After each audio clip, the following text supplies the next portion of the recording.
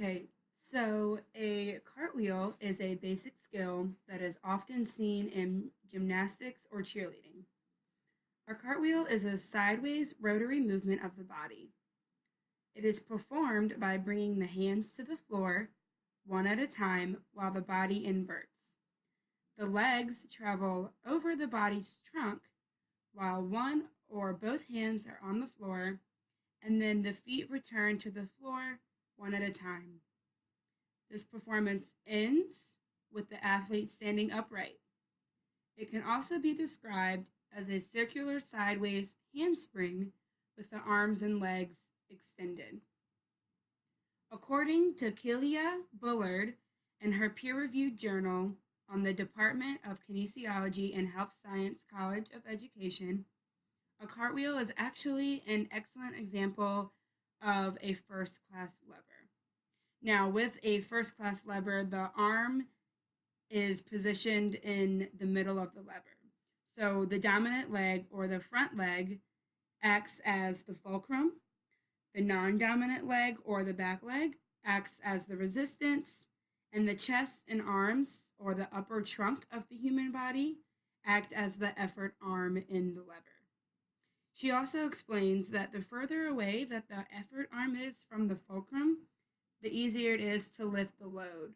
So the further apart the athlete can reach their hands during the cartwheel, the easier it will be for them to flip the load of their body sideways. The phases of a cartwheel can be broken down into 4 major phases, which are setup, wind up, force producing, and follow through. During the setup phase, the athlete will begin with both arms straight above their head, positioned slightly wider than shoulder width apart. The athlete's non-dominant foot will remain on the ground, while the athlete's dominant foot is slightly lifted off the ground as if they were about to take a side step. Throughout the setup phase, the athlete's center of gravity is likely located in their lower abdominal area. The athlete is also maintaining their stability as they balance on their non-dominant foot for a short period of time. Next, we have the wind-up phase. During the wind-up phase, the athlete's dominant hand will come in contact with the ground, and their non-dominant foot will come off the ground. It is likely that during this phase, the athlete's center of gravity has shifted to their dominant side of their abdominal area to help maintain their stability as they balance solely on their dominant foot and dominant hand. During the force-producing phase, which is the next one we have, the athlete will apply the principle of force to lift their non-dominant foot off the ground as their non-dominant hand comes in contact with the ground. Now, during this phase right here, we have both hands on the ground and both feet in the air. The athlete performing this skill must be decently flexible to demonstrate proper form as the legs make a middle split position. Otherwise known, the body makes a giant X position. The athlete must maintain stability for a short period of time as they balance on both hands to prevent falling over. During this phase, the athlete's center of gravity has likely shifted back to the center of their abdominal area to again maintain their balance. Finally, we have the follow-through phase. Because of the athlete's applied force, the Earth's gravitational pull will encourage the athlete's non-dominant foot to come back into contact with the ground first. When this happens, the dominant hand will also come off the ground, leaving the athlete to balance on their non-dominant foot and non-dominant hand for a split second. Quickly after this has happened, the athlete's dominant hand will come off the ground and the dominant foot will come back into contact with the ground, and thus the athlete will return to set-up position.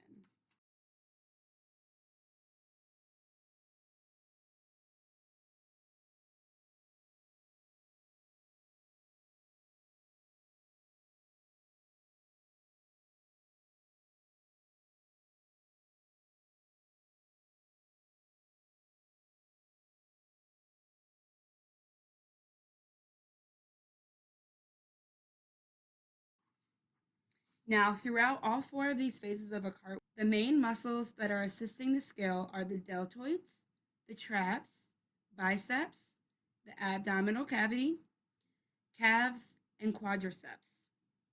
During this, the body is demonstrating torque as the legs invert over the hands, which are acting as the axis. Brendan Burkett explains technique in the fourth edition called Applied Sports Mechanics. He explains that technique describes the pattern and sequence of movements. It is important to apply good technique and to know how to teach good technique. Not only does good technique allow for viewing pleasure, but it will also help to prevent injury. So, for my experiment, my roommate volunteered to perform a cartwheel for this project. Now, my roommate Tyler, she does not have any gymnastics or cheerleading background like I did, so I did not expect her to perform this skill at a top flight level performance.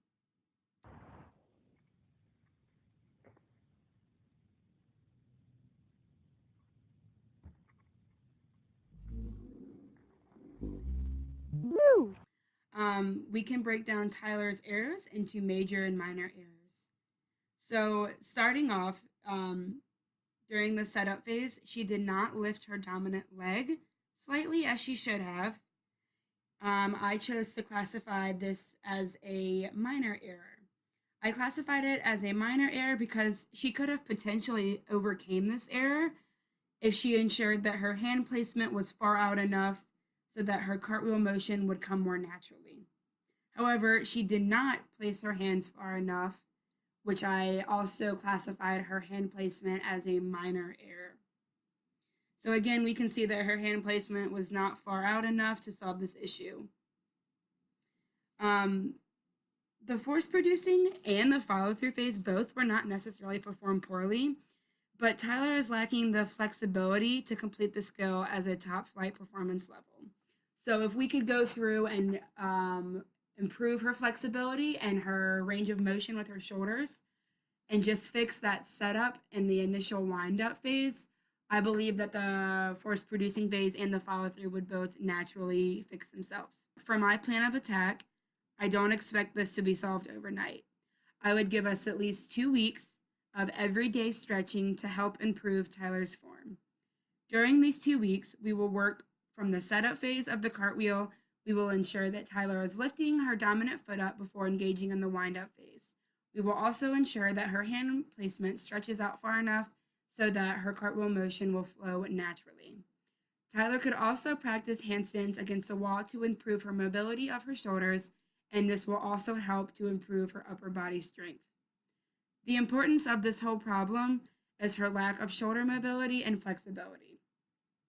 In order to demonstrate top-level performance of a cartwheel as a gymnast or a cheerleader would do, the athlete must absolutely have flexibility, shoulder mobility, and upper body strength. Again, stretching every day and practicing handstands up against a wall will absolutely improve these issues. Overall, though, her cartwheel was not awful for someone who has never even attempted the skill. So now we know how to perform a top-level performance of a cartwheel. We know how we can fix these particular issues if someone wants to learn how to perform this skill as a cheerleader or a gymnast would do. And we also know that a cartwheel cannot be perfected overnight because flexibility is the main key here. We do know that a cartwheel is a very basic skill used in gymnastics or cheerleading. A cartwheel is often the first skill that later other skills are added onto. We do not know who invented the cartwheel or whether or not it was the first gymnastic skill to be created or performed. Thanks for listening.